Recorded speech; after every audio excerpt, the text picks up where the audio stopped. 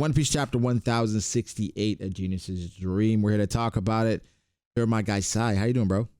I'm doing amazing. I am the genius, and I also had a dream that There this we chapter go. is goated. There we go. And, you know, per usual, we're going to break down the chapter, talk about all the intricacies of such. And so we're not going to waste any time with this one. So let's jump right into it. One Piece chapter 1068. Cover story. Basically, Judge and Caesar fighting They're each other. Having a smackdown, huh? I didn't expect this considering just it somewhat felt like Judge was on a higher plateau in Mads than Caesar was. I mean, you know, maybe I was wrong. How did you perceive that hierarchy over there? See, here's the thing. I thought that they were always like holding hands singing Kumbaya, like him, Caesar, Vegapunk, even Queen. I thought they were all on an equal playing field, even though Vegapunk is obviously the smartest one. Right. So I kind of saw this coming. I think the thing that's the most interesting out of this cover page is the silhouettes at the top. Do you see that? Ooh. Okay. I didn't even notice that. Like, we have I'm assuming that's supposed to be Caesar and Judge when they were younger. But let me tell you, those are some scuffed looking silhouettes. Is that a dog? That's a dog, right? On the left side or the right side? The left side. Dude, I think that's a cleft chin Caesar. On the left side? Yeah, I mean, what dog would that be? It has like a shovel chin and everything going on. I feel like that's a person. What the heck? Yeah, I mean, the right could be Judge, right? Like the hair fits. So if we're assuming the right silhouette is Judge, then we kind of have to assume that the left one is Caesar. Yeah, that's odd. But why would they be grayed out like a silhouette though? I'm assuming like the two people we see here in the lab coats is Judge and Caesar. Then there are two other people that Oda may be leaving out that were on Mads that we know who they are. We just don't know who they are. That's also a possibility too. But yeah, no, look, in this chapter, we got like massive silhouettes on the cover page. That's kind of crazy to think about. I didn't even notice that. Who could these two be? I mean, the right kind of looks like Shiki. I know that's kind of cap, but it does look like Weevil? Shiki in a way. Shiki, Weevil, Judge, like anybody with long flowing hair, really. That's interesting. I didn't notice that at all. That's a good catch. I was just focused on Caesar and Judge and like them beating the hell out of each other. Okay. Wait. Real quick. Who would win? Who do you think would win this fight? Judge or Caesar? Judge. What? Wait. Are you serious? Well, remember, Judge was fighting Snack in Whole Cake Island, and you know, Snack was a Yonko commander at least. You know what I mean? Was he you though? You got Caesar? Bro, yes, the gas fruit. Come on. Yeah. What does Judge have? Garuda? I mean, the thing is, like, I feel like Judge is an actual combatant, you know, and he's smart, so Caesar's like tricks wouldn't work on him. And so I think I'm giving him the benefit of the doubt, even though Caesar got the best of Luffy in that quick spar. I just don't think he has the battle chops to hand with like a warrior like Judge, you know. I think that's it's like fair. I think he's, you know, mostly trying to catch him off guard with tricks and stuff like that. But Judge is kind of, you know, battle tested. Even though he's an idiot with the stuff versus Big Mom, he's battle tested at least. Let's say that. It could be me misremembering it, but does Judge have hockey that we've seen? I know he would have it, but have we seen hockey on him? When we saw him fight against Sanji, he mentioned Sanji using hockey. Okay. So I'm gonna assume he has it based on him calling it out. It's like Blackbeard talking about Luffy and Impel Down. Yeah. Like, hey, your hockey is grown. That's kind of like how I'm looking at it. So yeah, I believe he has hockey for sure. All right. I can't wait till the next time we see Judge and he has a blackened spear. Yeah, he's gonna just tear Caesar apart. But the reason why I also, before we move on, view Judge as higher is because of the hierarchy with Caesar and Vegapunk. But I guess they both could be under Vegapunk because remember Vegapunk dismissed Caesar from Mads and was like, nope, you're trying to create a gas weapon. You're out of here, you're out of here. And then that's when he created, or that's when he destroyed Punk Hazard. So it's like I always viewed him as somewhat less than Vegapunk, and maybe I was wrong for looking at Judge on the same, you know, plateau as Vegapunk, but Vegapunk is clearly ahead, and maybe those two were just, you know, assistants, I guess. The way I kind of see it is that Mads was like a government-funded team, and since Vegapunk right now is the only person who's still funded by the government, he probably was the leader the entire time. Maybe. That's fair. He did end up keeping the ties, so there's also that. Yeah, that's fair. Okay, so move on to the beginning of the chapter, and they're talking to Cipher Pol, and they're basically telling them, no, you can't come in. You don't like to take your shoes off, so you can just stay outside and just send our beer in, and just be on your way. Thank you. How did you feel about this opening sequence? It was so goofy because like we went from the last chapter where they're like, okay guys, we gotta prepare for war, like we're turning them down, and now we're just like, hey, we're gonna rewind that and just say we're gonna play it nice, we're gonna play it coy. Yeah. But it's like, it's almost as if they're trying to act oblivious to prevent an assault, but it's like the fact that you're turning them away is already hostile. Yeah. So, and CP0 came in swinging. Like they actually destroyed a sea beast before we even said hello. Well, I think for them, they didn't have, the purest intentions anyway, right? Yeah. So what I liked about this is that Vegapunk is aware of what's going on. He's not like Judge. Remember Judge in Whole Cake Island was just completely oblivious the entire time. With Big he Mom started crying. Right? He's like, what? You were gonna betray me? How? Like, at least Vegapunk is self-aware. Like, I know a lot. I've done things. Yes, they should want to destroy me, and he's kind of aware of it, and not like a genius but an idiot at the same time. I guess that's what sets him apart. So with them coming in, it makes sense. Now, I think Oda has to build up Rob Lucci a little bit here and have him be, at least competent, where he's like, wait, what did they suspect? They suspect something? Do they know we want to kill them? And then you have Kaku, what gave it away? Just casual, like, wait, we can't come for some tea? It's like kind of cold out here, man. It's like, no, you can go to the base. G14 is not too far. They'll give you a great reception. Thank you. I love hey, G14's not too far, but then again, Egghead is like a stone throw away.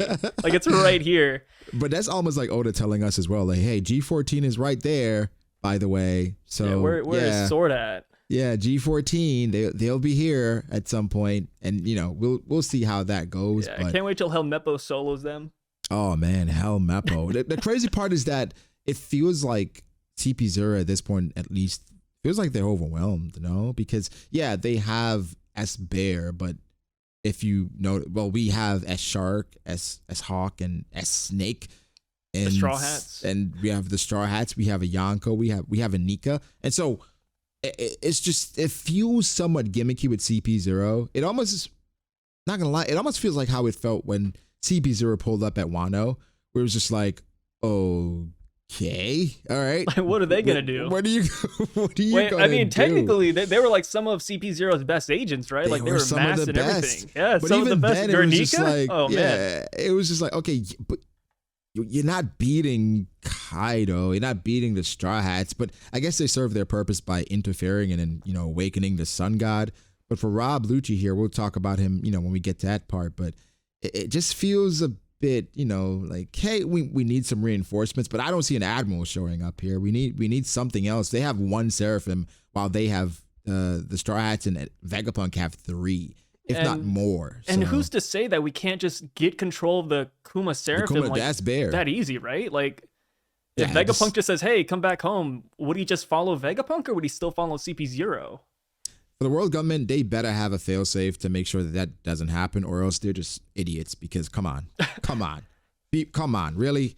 Also, do you think CP0 is BSing when they talk about the vessels going missing with CP5, CP7, and CP8, or do you believe someone actually did it? I think somebody did it because one of the punks.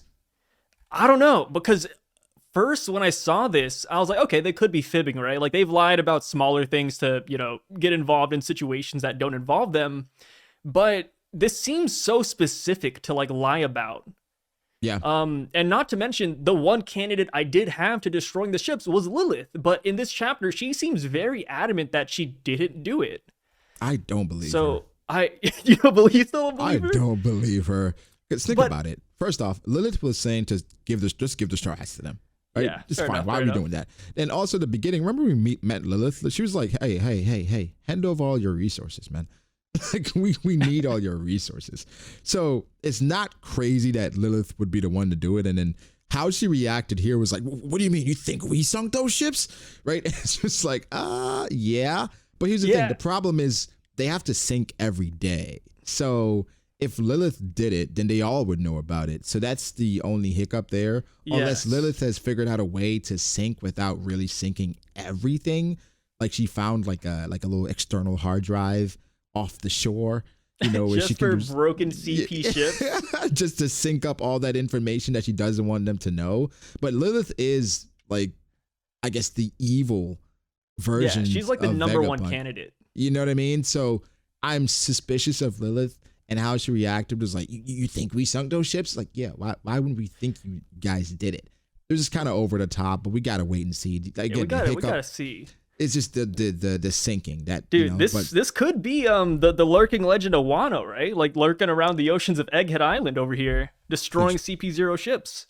It's just weird. It's just weird. It has to be something that makes sense here. The lurking legend of Wano. So you think Shanks is just going around destroying? Yeah, he's making a small trip over here. He has an agenda going on. Like he's just on the the outskirts of every island. Just hey. I'm just here to protect the saplings. It's so specific, and if there was like a character that wasn't shown to us yet that was doing this, one character that I would like to see, it's kind of random, it's kind of an oddball. I would like to see Aru show up because he's the one supernova we haven't had an arc with yet. Yeah, and a lot of people are saving him for Elbaf, but what if it was him? What if he is like having some weird grudge against Cipher Pol? That would be great. I mean, I've been waiting for Aruj. I think even his powers is one of the more interesting ones. I do think Oda's gonna wait because we have the Bonnie stuff going on, and there'll be a lot. But Oda likes stuffing characters in there when he can. It's the final saga. Yeah, I wouldn't mind it. One more small detail before we go on further too is when Kanku said he wants to pop in for some tea. Do you take that as a Zoro connection because Zoro is currently the only character drinking tea alongside Brook?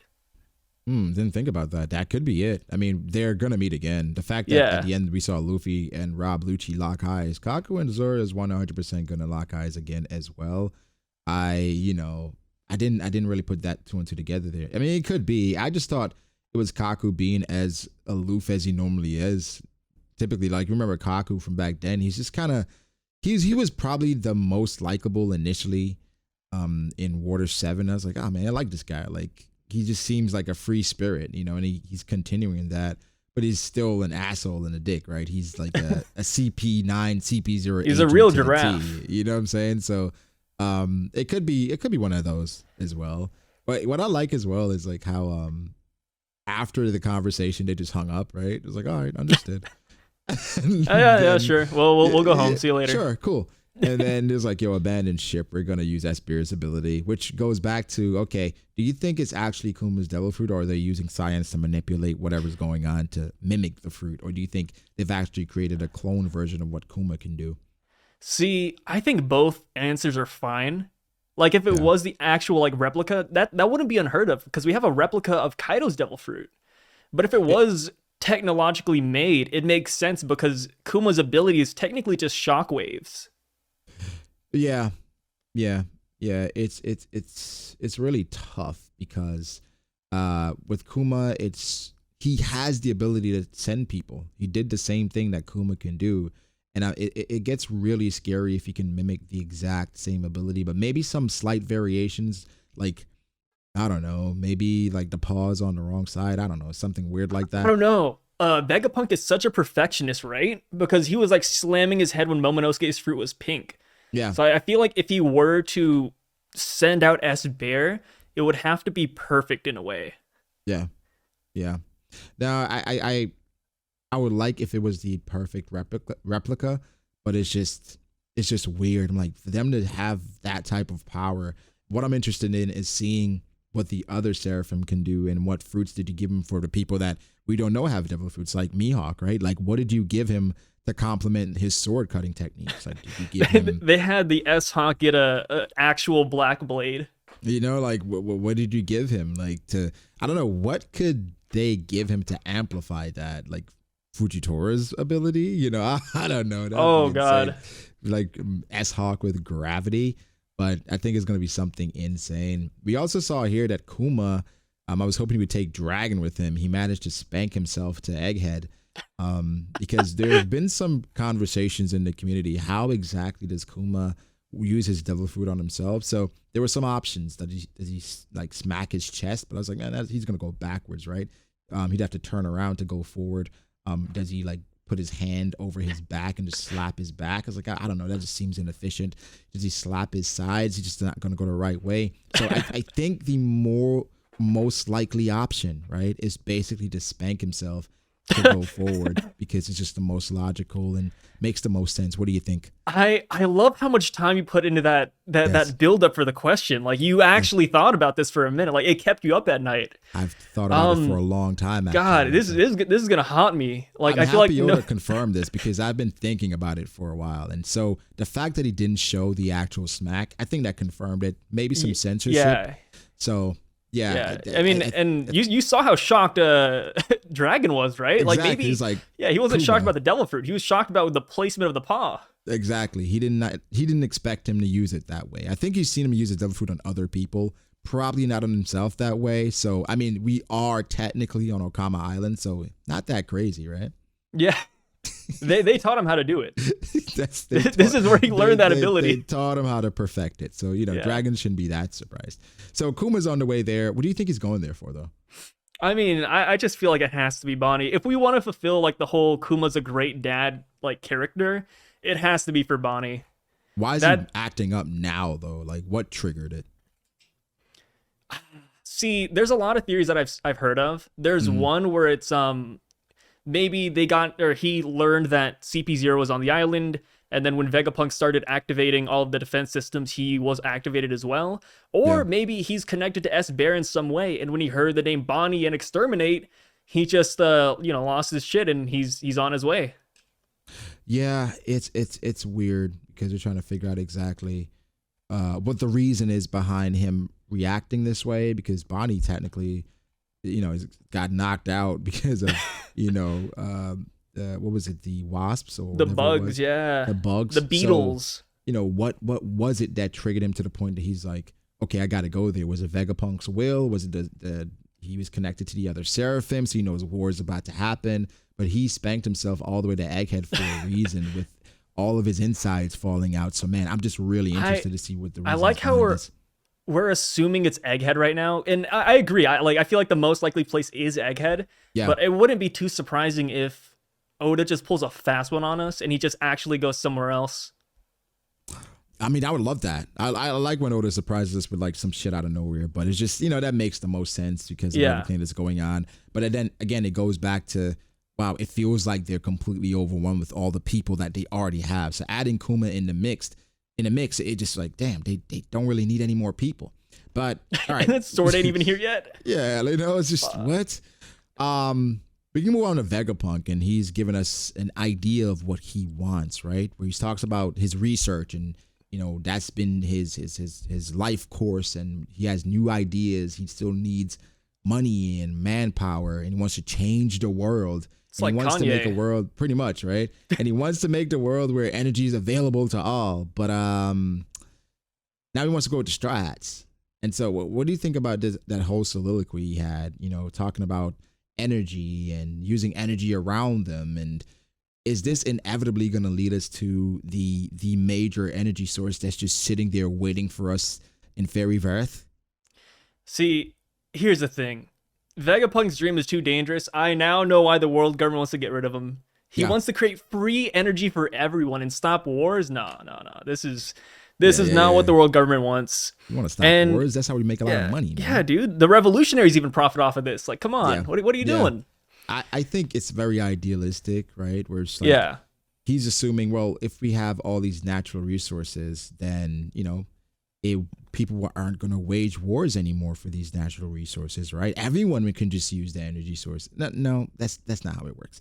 People are going to try to monopolize this energy source so they can make yet even more money from just having it to themselves. And if you can't protect your energy source, they're going to take it from you. So yeah, I think it's great in theory, but I think for Vegapunk, a lot of things that he does, and it's reminiscent probably of the Ancient Kingdom, in theory is great. But is he considering all the possible consequences? Because, I think of Icarus and how Icarus flew too close to the sun, and how with them trying to create this energy source, they have to be like drawbacks, right? And Yeah. that's why I plan on talking about this at some point, where the Ancient Kingdom, I don't think they were all the way on the right side. Oda is 100% building them up to be that way, and that they were taken advantage of, and that they jumped them as 20 kingdoms to just one ancient kingdom. That's so hard. Like, dude, how do see, if we're assuming the Ancient Kingdom are supposedly the good guys, that means 20 other kingdoms like went against them, including Alabasta.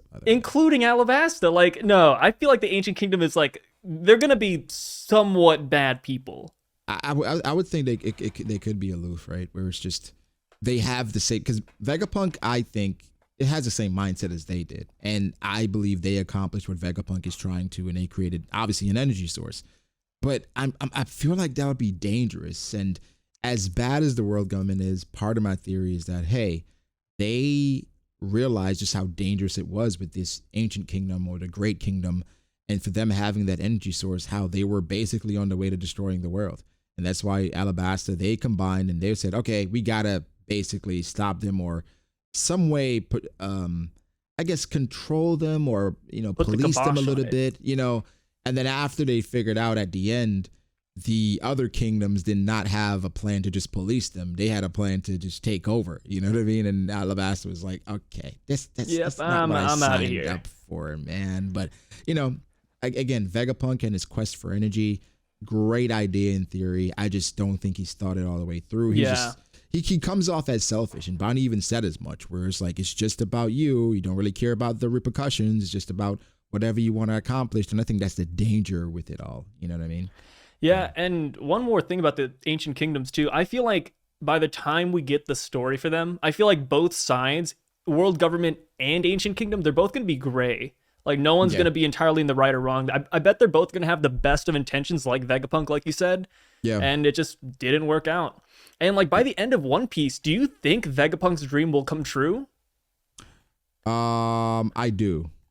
I do. I think, well, for the most part, I think he's going to get close to an energy source. I think by the end, like, towards post-war, all that, people will have, reliable energy that can support themselves.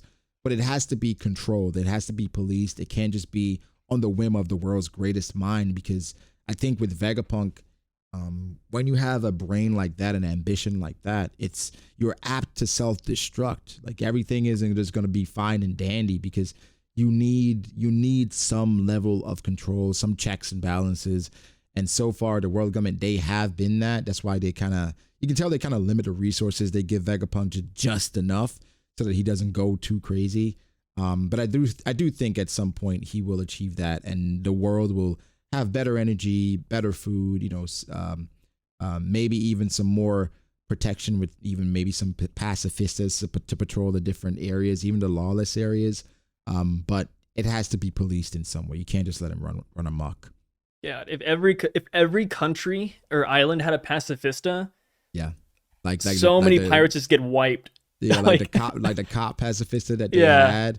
I mean, it's just effectively ending piracy, save for like the top 1% of pirates that can defeat the pacifista. Like, it's over. It pretty much is over. And a lot of pirates, like even Luffy's group, like they got stronger by fighting like random pirate group after pirate group. Yeah. If you erase like the bottom 95% of pirates out there with the pacifistas, like nobody's growing. Like that's it. You're snuffing them out. Exactly. It's kind of like you're wiping them out at the place where they're more, I guess a great place for growth. Like if you have them like in Sabaody, they're gonna go there. So it's just like we're gonna have all these pacifistas. Get them. I said get them even quicker. Put one in Nami's Kokoyashi village, bro. Like it's game over. Just have a bunch of them like waiting for them at Reverse Mountain. Yeah, no, it's done. No, but I think the end of One Piece. Yeah, I think that's the future there, But Vegapunk is telling Luffy that CP0 rather, is there, and Luffy's like, what, CP9? And then Zero? Say like, well, CP0 is a division that stands above the rest, and so yeah, they're causing some issues. Now we have Rishaka and the other, I think Pythagoras, Usopp and that group, they're aware that Rob Lucci is there. I was trying to look at Robin's reaction. She didn't really have one. She doesn't care too much, but I think we're gonna save it and we're gonna have it at some point in a different, maybe next chapter, the chapter after that. But they're talking about the effects of that, and so they picked up that they used the Paw powers to land on Egghead, and so they're aware that they're ready to fight, and they go on to deploy S-Snake, S-Hawk, and S-Shark. Also, if you look closely, we see that when they mention that, you see 1 and 2 are open, right? The doors to 1 and 2 are open. Yep. Right there. So I'm assuming that's S-Snake and S-Hawk. But we already see that in the last chapter, we also have 5 and 6 that are still closed on Egghead.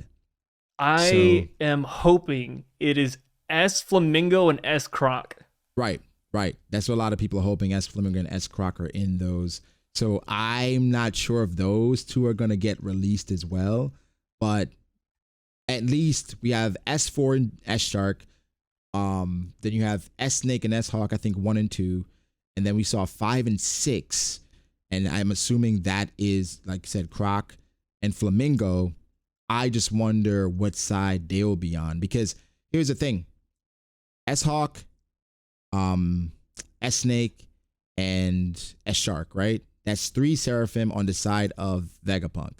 If somehow the CP0 agents manage to get their hands on S-Flamingo and S-Croc, that evens the odds, because they already have S-Bear. And so that would make things even. That would make it so that it's not one-sided as it is right now. So it's starting to sound like a zoo. Right, for sure. And here's the thing. The person that's with them is Stussy. Remember Stussy in Whole Cake Island? She loves to sneak off, man. Like, she's all about intel, and seems like she knows quite a bit about Egghead already. So that's pretty peculiar. So she may know how to release them, or even, do something to control them. So that's really interesting. But I think that's something we need to, pay attention to. And also, where the hell has Sentomaru been? Bro, like, the worst bodyguard of all time. Vegapunk's personal bodyguard. We've met all the Vegapunks except for York, and Sentomaru was nowhere to be found. Well, we saw York, right? Or we saw York, but the Straw Hats didn't. Yeah. So we if we wanted to, if the Straw Hats came here with bad intentions, we could have murdered 5 of them, and Sentomaru would be none the wiser. And the thing is, Sentomaru has very, up close and personal interactions with the Straw Hats. So you would assume at this point it would be an alarm that, hey, Monkey D. Luffy's on the island. A Yonko crew is here, guys. Come on. The guy that you were so interested in Sabaody, when he left and when he came back, he's maybe it's a holiday. Here. Maybe he got some time off a little bit. Yeah. So you gotta wait and see. So paid vacation. Let's give it a day and see what happens, A business day, please.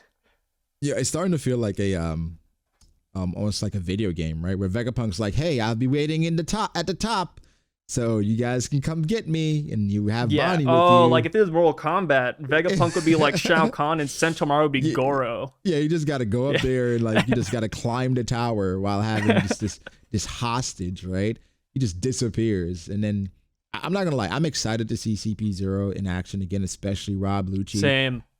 It was cool that Atlas just immediately just comes out swinging. I mean, I guess we can talk about Vegapunk's defenses for Punk Records, where a CP0 agent couldn't even get up there.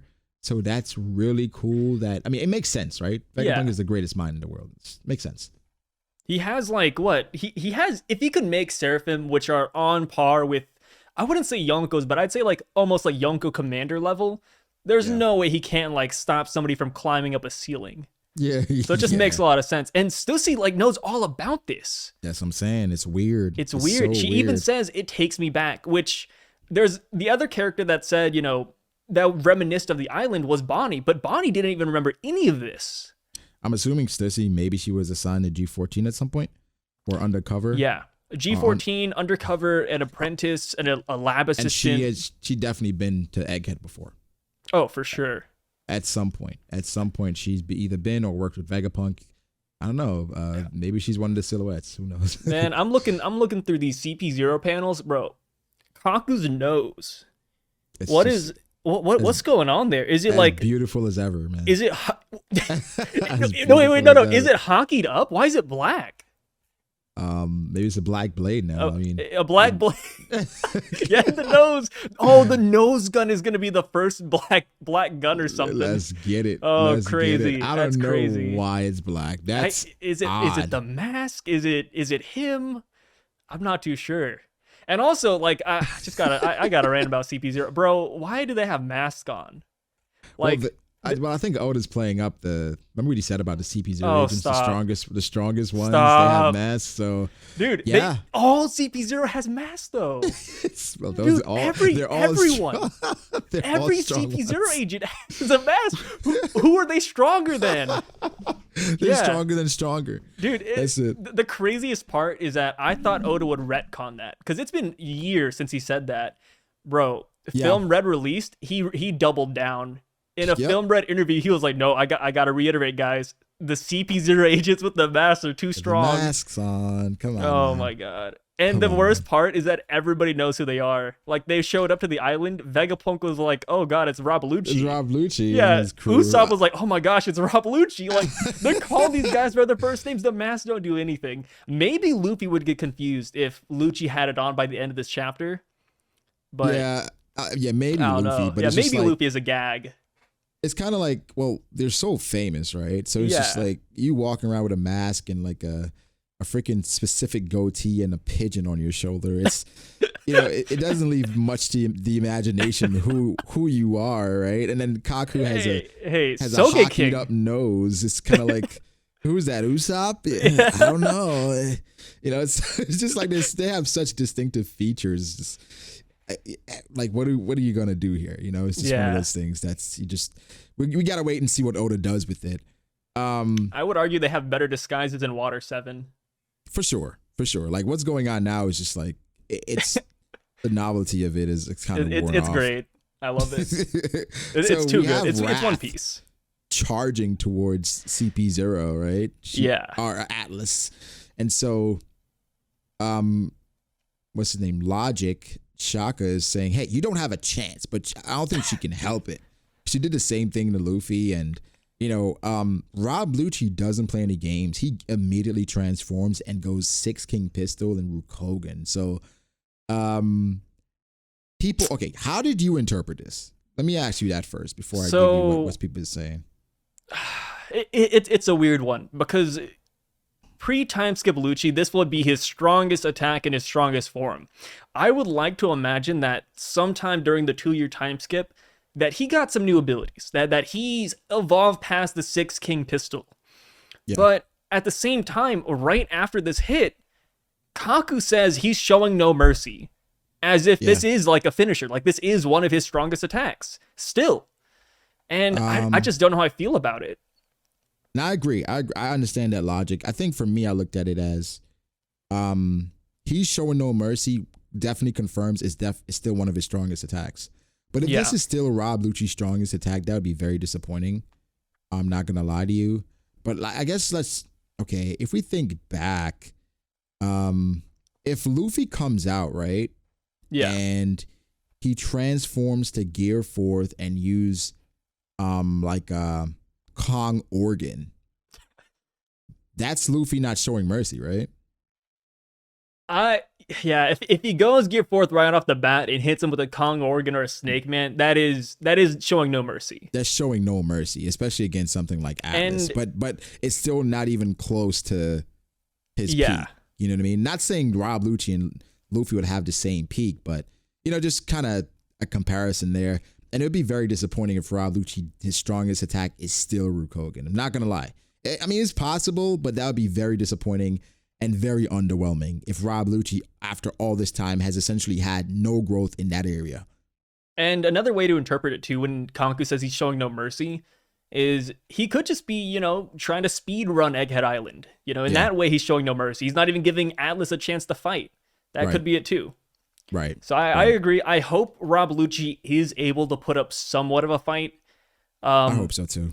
Like, I know a lot of people are expecting him to get one tapped. I don't think that's going to be the case at all. I feel like, at the very least, it's going to be like a mid fight. Like, Luffy's not going to pull out all the stunts for him, in my opinion, but I can see Lucci at least showing off a little bit. Yeah, okay. So let's talk about Rob Lucci with Luffy there. Okay, so I feel like I've just been in several wars about this lately, and I feel like I haven't even given a hot take about it. Yeah, what do you say? My perspective is that Rob Lucci cannot get demolished here, right? You can't do that. Story-wise, he can't. Story-wise, he can't, even though I think power-wise, Luffy should be able to. But I think one thing that's just with Luffy, he takes things, he gets got sometimes. And the more I read it, the more I realize, okay, he has Bonnie, so he has to be a bit more careful than usual. I guess he could just give her to Jinbei. But I think the more apt thing here is like Luffy goes on and then Jinbei stops Rob Lucci and then they have a conversation about who's who in the Nika fruit. Just because it will just bring things full circle in the best way. But you just can't have Rob Lucci get rolled here. It just takes away from all that you've built up by having Rob Lucci come back and just Luffy, the newly minted Yonko, just knocks him out. What? Like all the threat is gone then. Yes, you still have the Seraphim, but it's nothing. It just amounts to nothing. One Seraphim? So Rob Lucci has to stay intact here. He has to. So what I'm predicting, an out that I thought would be appropriate would be Lucci sees Luffy. Maybe they exchange some blows, and then he's like, all right, I can't fight this. But what he ends up doing is he ends up teleporting himself around the island with the Kuma Seraphim. Yeah. And that's how he tries to destroy the Vegapunks. Just pick them off one by one that way. And I feel like every arc, whether it be Wano or even going back to older arcs, Luffy is always stalled to some extent. Yes. Like Skypiea, he was swallowed by a snake. What is it? Arlong, he was underwater, stuck on a boulder. Yep. Water 7, he was stuck in between buildings. He's always stalled. So I feel like there has to be something to stall him here. Yeah, it's very strategic, obstacles, because he understands, like, okay, these people can't logically beat Luffy in a regular way. So how can we make it interesting? Oh, I know. Let's just have him get caught by, a random elephant or something. Yeah. So it's just, let's have him fight Bellamy again. Yeah, like let's just have Bellamy stall. Like what? Like Bellamy doesn't have a chance, but Luffy's like, oh, I'm not gonna fight him. So, and then we go up and then Law gets shot. Yeah. It's I don't think Luffy's gonna roll him here. I think it just doesn't make sense. You know what I mean? So yeah. Overall, I do think this was a good chapter, but in the midst of it, I still feel like it was a lot of setup still. Where we haven't reached the point where it's like, oh, wow, things are really out of control. Yeah. I think we're a couple of chapters away. And the sad part about it is we know towards the end of the year, that's when One Piece gets these wonky breaks, right? Oh, yeah. It's like 1-2 week breaks in a row. Yeah. It's crazy. And then what happens is where we get like the leaks come out early. I think like a week or two before the official comes out. Yeah. So like we get the leak and then the official comes out and then we have to wait a week after that for the new chapters. So it's kind of like it's pain. Yeah, it feels like a lot longer than it really is just because we get it kind of early. You know what I mean? So overall, good chapter. I don't know. Do you typically rate the chapters? I don't typically rate the chapters. I think every chapter of One Piece is pretty decent. Like I haven't really ran into a bad one. So, I mean, I think they're all passing grades, especially this one. It does feel like, in a weird way, it feels like there's a little bit of filler here. I don't know if that's weird to say, but especially when Vegapunk was reiterating the whole, I'm getting close to the energy, this is my dream. It's like I feel like I've heard this before. Like, he's explained this a couple times already. Yeah. It feels like that's the route it was going. Like, I feel like he's talked about it, but just now it's just he has to explain it to Luffy. Yeah. And, he's got to reiterate it. Yeah, it's just clear and it's no, Yeah. variation out. Like that's what Vegapunk wants, So that's kind of how I looked at it. Yeah. But yeah, that was a good chapter. You got any last words? Anything you want to? Yeah. About chapter? About the chapter. I just want to ask you your thoughts. What do you think is going to happen next chapter then? Like, if your ideal chapter, what would happen? You give us an iconic moment. So I remember back then, Rob Lucci goes after Luffy with Shigan, and Luffy kind of catches his finger between his fingers, right? And then after that, Luffy comes with like a punch and he kind of catches Rob Lucci and he blocks it. I feel like you could do like a new version of that where it's just like a quick exchange. Nothing too serious, nothing major, just a quick exchange, and then just have Luffy move on. Like, just give the fans like some nostalgia. That's it. Just some nostalgia. Relive the good days. I see that. That's it. I feel it. Somehow you have Zoro meet up with Kako again because he got lost when he's going to the bathroom. You have Kuma show up in Egghead, and then we finally see maybe a hint as to S-Hawk and what S-Hawk can do. That would be amazing. I would love for Zoro to run to S-Hawk. Now that they're being deployed and Zoro's kind of like in the middle of the lab phase, which is where all the Seraphim are, I feel like him running to a mini Mihawk would be amazing. Oh man, Zoro versus Mini Hawk, that would be so fire, bro. I mean, it's unfortunate because I don't think Zoro's stronger. You think Zoro's stronger than Mini Hawk? That's a hard one, like, because we don't really know the extent of the Seraphim's powers. The only feat they really have is that Blackbeard kind of sweated, but he sweats against everybody, and we saw that they were unharmed by the end of the Amazon Lily invasion. Like, so that's kind of a feat, but I don't know. I don't know how to scale them yet. Yeah, it's hard to say. I mean, I'm always gonna bet on Zoro in situations like this. Like, oh yeah, he can't really lose, right? He can't lose to like can't lose. A fake Mihawk. You know what I mean? Like, a kid fake Mihawk, yeah, like Mihawk, fake Yoru and everything. Yeah, no, it would be kind of blasphemous if he lost that fight. Yeah, if it was high diff, that's fine as long as he wins. Yeah. I think you gotta. You gotta let Zoro win that, but you gotta have the clash though, right? That'd be a great like just hint as to what's to come. Imagine if Zoro breaks the fake Yoru sword too. That would be kind of sick. Oh my god, that'd be nice. Nah, that'd be cool. That would be cool. But it's just I feel like this arc is gonna be somewhat of a Seraphim showcase, where Oda's gonna show just why the world like a kid's pageant show, but for Seraphims. Yeah, but for like kid adults. Yeah, that makes sense. Kid adults that have no emotions. Just let them do their thing. I think that's what we're gonna see. So one last thing I want to touch on. Okay, so there's a theory going on. I must sound like a lunatic saying it, but there's an ongoing theory ever since Water 7 that Lucci's pigeon is a person. Where do you fall in this boat? I always have to touch base. Like to all the viewers out there, I'm sorry, but I always have to ask. I have heard about this, about how the pigeon is really the one that's the strong one, and he's always been in control. And it's like I would have believed it if he did something in his lobby, right? But Hattori's just there, so he chilling, bro. Maybe he's masked. Maybe, I don't know, unless like you think, what if he got like a I don't know, like a docking devil fruit now where he can add to Rob Lucci's power or something when he's on his shoulder. It's like the jacket fruit, but shoulder or but something. Like the perch know me or something. I don't fucking know.